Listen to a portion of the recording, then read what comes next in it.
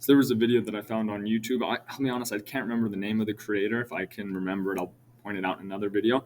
But he had some points that I really liked. I'm just going to look at one of his points where he talks about how things aren't always what they seem, especially when it comes to buying a vehicle. Let's listen to what he's saying, and then I'll talk about and analyze his message financially, and we'll actually uncover if there's any truth to these at all. Number one, you judge a book by its cover, so appearances on the surface usually aren't an accurate depiction of somebody's wealth, and let me give you an example with cars. There's always a big misconception that what you drive is reflective of how much your net worth is or how much money you might be making. Pretend you have $600 a month to spend on transportation. Well, you are a reasonable and modest person.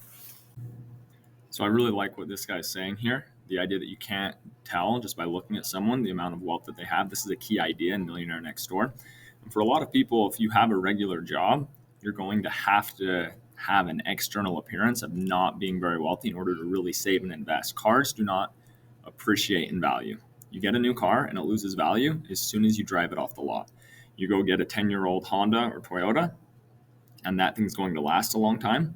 You're not going to pay as much for it, and it's not going to depreciate as quickly as a brand new car. So what he's saying, they're also talking about like clothes. It's okay to get clothes from Amazon or from Ross or even like Walmart.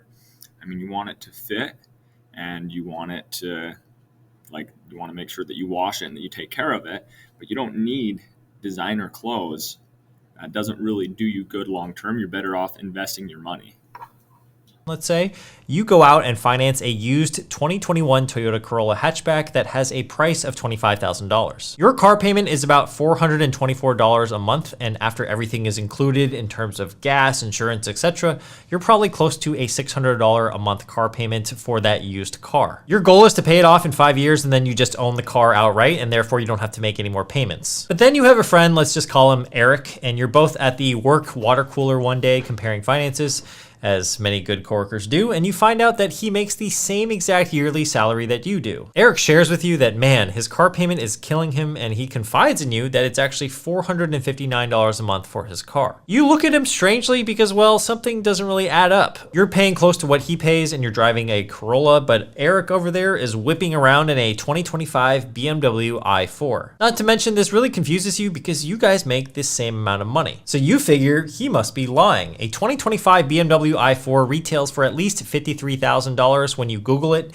and there's no way he has a car payment that's remotely close to yours. Now that's where you would be wrong, because Eric is indeed telling you the truth. What he's not telling you though is that he's leasing the car and he got a lease special. His lease only lasts 3 years, so he has to give up the car after that, and not only that, he had to put up $53.89 due at signing that he didn't tell you about when he was complaining about his. Okay, first off, pointing out the one friend that's leasing a car, that's awful. That's a horrible financial decision. Second off, what he's pointing out with the Toyota Corolla, that's maybe like a 2021, that's okay. I would take that even further and say you're better off to get an even older car. Maybe get a Toyota or Honda that's maybe like 10 years old, so like a 2015, 2014. And then from there, you're going to save even more money. And if it has maybe 75 to 80,000 miles, if you're able to find one like that, I just know like I have a Honda Fit that's probably about 12 years old. And when I got it, it had about 75,000 miles. Something like that to me is the ideal. And I will continue to do that. Even if in the future I have a net worth of $2 or $3 million, I believe I will continue to do that, because then it frees up other money that I can pump into a 401k, a 457, or real estate properties.